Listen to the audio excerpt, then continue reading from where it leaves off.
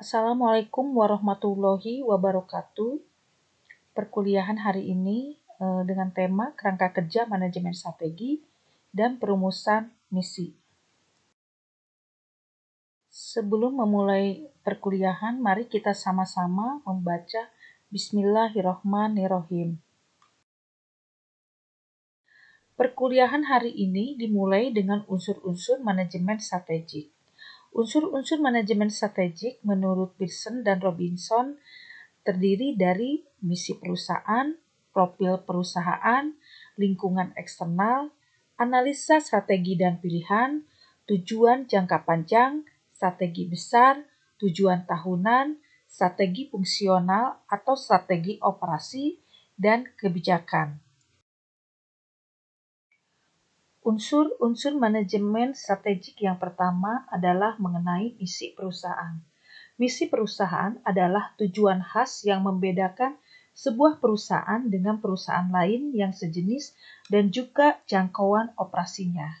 Singkatnya, misi menjelaskan produk, pasar, dan teknologi yang mencerminkan nilai-nilai dan prinsip-prinsip yang dianut pengambil keputusan.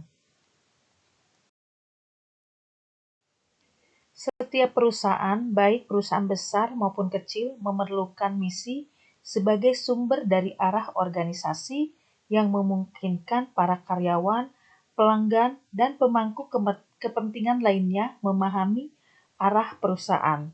Sebuah pernyataan misi mengklarifikasi apa yang menjadi aktivitas yang dilakukan organisasi. Pernyataan misi harus mencakup pernyataan ringkas mengenai strategi bisnis yang harus dirancang dari sudut pandang pelanggannya. Dengan adanya pernyataan misi, organisasi ingin pihak lain mengetahui apa yang perusahaan lakukan, baik dari pihak internal maupun eksternal. Proses untuk mendefinisikan misi perusahaan bagi sebuah bisnis yang spesifik mungkin paling mudah dilakukan dengan cara memikirkan bisnis yang akan dijalankan pada saat pertama kali didirikan. Sebuah bisnis dimulai dengan keyakinan, hasrat, dan cita-cita seorang wirausaha yang biasanya memiliki keyakinan-keyakinan seperti yang pertama, produk dan jasa yang dihasilkan harus bisa memberikan manfaat. Yang kedua, produk dan jasa yang dihasilkan harus mampu memberikan kepuasan kepada pelanggan. Yang ketiga, teknologi yang digunakan dalam proses produksi harus menghasilkan produk yang berkualitas. Yang keempat, dengan kerja keras dan dukungan dari berbagai pihak, bisnis yang ada bukan hanya harus mampu bertahan, namun juga harus mampu tumbuh dan menghasilkan keuntungan. Yang kelima, filosofi manajemen mengenai bisnis yang dijalankan akan menghasilkan gambaran publik yang baik dan menguntungkan dan akan menghasilkan imbalan secara finansial. Yang keenam adalah self-concept yang dimiliki oleh para pendiri mengenai bisnis yang dijalankan dapat dikomunikasikan dan diadaptasi oleh karyawan dan stakeholder. Kebutuhan yang tidak dapat dihindarkan dalam pernyataan misi adalah spesifikasi dari produk atau layanan dasar yang ditawarkan, spesifikasi pasar sasaran, dan spesifikasi teknologi yang digunakan untuk proses produksi dan delivery. Unsur manajemen strategik berikutnya adalah mengenai profil perusahaan. Profil perusahaan menggambarkan jumlah dan mutu sumber daya fisik, manusia, dan keuangan perusahaan. Profil perusahaan juga menilai kekuatan dan kelemahan manajemen dan struktur organisasi perusahaan. Di samping itu, profil perusahaan membandingkan keberhasilan masa lalu dan hal-hal yang menjadi kepedulian bersama dengan kapabilitas yang saat ini dimiliki dalam usaha mengenali kapabilitas masa depan. Unsur manajemen strategik berikutnya adalah mengenai lingkungan eksternal. Lingkungan eksternal ini terdiri dari seluruh kondisi dan kekuatan yang berdampak pada pilihan-pilihan strategi yang akan dilakukan oleh perusahaan. Lingkungan eksternal ini berada di luar kendali perusahaan. Unsur-unsur manajemen strategik berikutnya adalah mengenai analisis strategi dan pilihan. Penilaian simultan antara lingkungan eksternal dan profil perusahaan memungkinkan perusahaan mengenali aneka peluang untuk pengembangan dan kemajuan. Namun, peluang-peluang yang terpilih haruslah sesuai dengan misi perusahaan. Proses pemilihan peluang ini akan menghasilkan pilihan-pilihan strategi. Unsur manajemen strategik berikutnya adalah tujuan jangka panjang. Hasil yang ingin dicapai perusahaan setelah bertahun-tahun disebut orientasi jangka panjang. Tujuan-tujuan jangka panjang ini biasanya terdiri dari profitabilitas, tingkat pengembalian investasi, posisi bersaing, kepemimpinan teknologi, produktivitas, hubungan antar karyawan, tanggung jawab publik, dan pengembangan karyawan. Unsur-unsur manajemen strategik berikutnya adalah mengenai strategi besar. Apa yang dimaksud dengan strategi besar? Strategi besar adalah aksi-aksi besar yang komprehensif dan terencana yang dilakukan agar tujuan jangka panjang dapat tercapai meski perusahaan berada di tengah-tengah lingkungan yang dinamis. Ada 12 pendekatan mendasar dalam strategi besar. Yang pertama adalah strategi konsentrasi, kemudian pengembangan pasar, kemudian pengembangan produk, inovasi, integrasi horizontal, integrasi vertikal, kemudian ada namanya strategi patungan, strategi diversifikasi konsentris, kemudian diversifikasi konglomerasi, kemudian ada strategi putar haluan, strategi divestasi, dan yang terakhir adalah likuidasi.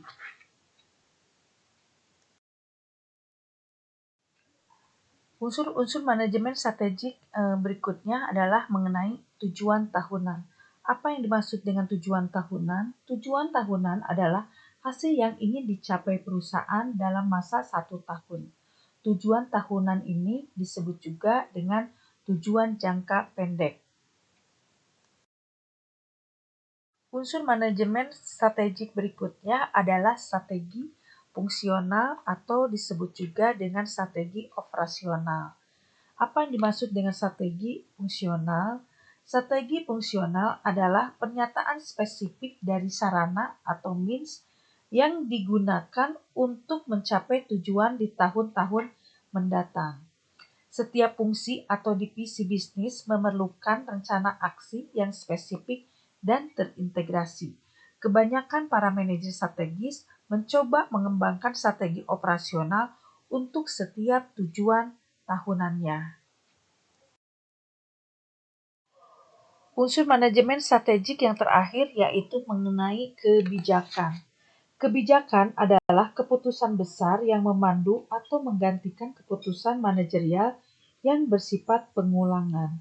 Kebijakan memandu pemikiran, keputusan, dan tindakan para manajer dan bawahannya dalam menerapkan strategi perusahaan. Kebijakan berperan sebagai panduan untuk membangun dan mengendalikan proses operasi yang sedang berjalan di dalam perusahaan. Sesuai dengan tujuan strategis, kebijakan kerap meningkatkan efektivitas melalui standarisasi keputusan rutin. Langkah awal manajemen strategi dimulai dengan perumusan misi. Misi adalah reason or being, mengapa perusahaan ada. Misi merupakan justifikasi keberadaan perusahaan di masyarakat, mengenai lingkup bisnisnya, keunggulan kompetitifnya, justifikasi sosial, dan seberapa jauh akan menggunakan kemampuannya. Misi adalah pernyataan membumi yang harus lebih nyata untuk menjembatani agar visi itu terjadi. Misi juga mempunyai fungsi mengenai keberadaan perusahaan dalam memperoleh hak untuk hidup di masyarakat. Misi dapat diartikan sebagai visi yang diupayakan untuk menjadi nyata. Jadi sebuah pernyataan misi yang baik harus dapat secara akurat menjelaskan mengapa organisasi ada dan apa yang diharapkan yang ingin dicapai di masa depan.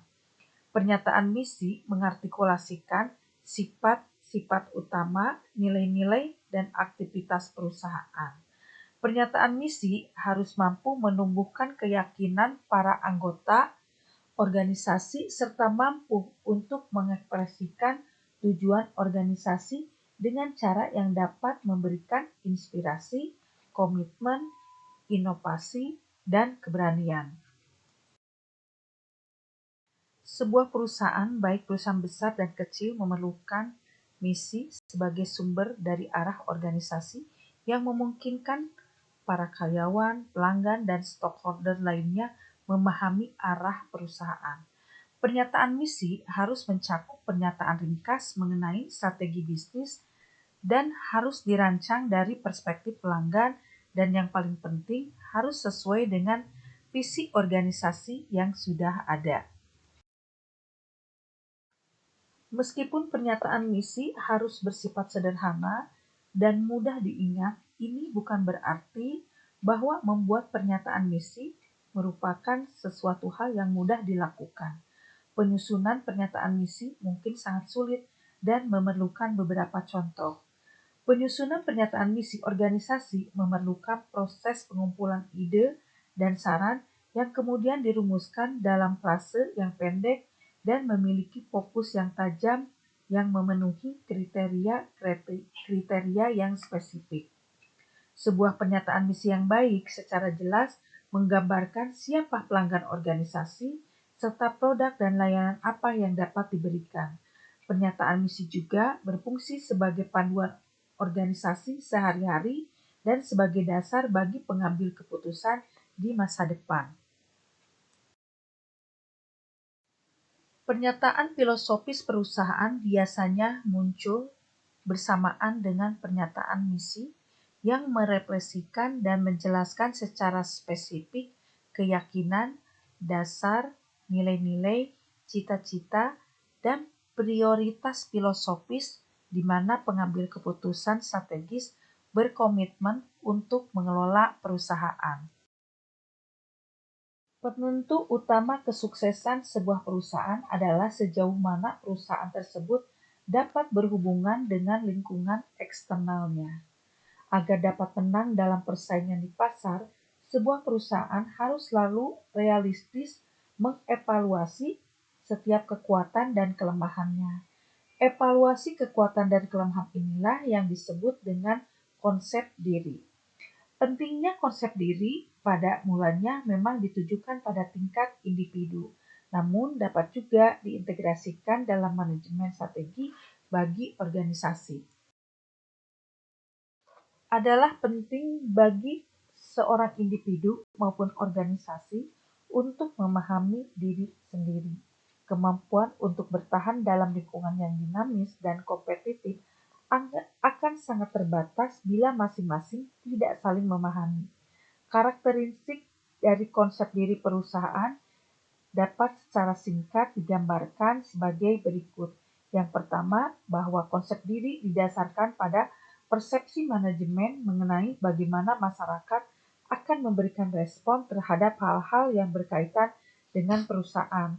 Yang kedua, bahwa konsep diri ini akan mengarahkan perilaku para anggota organisasi.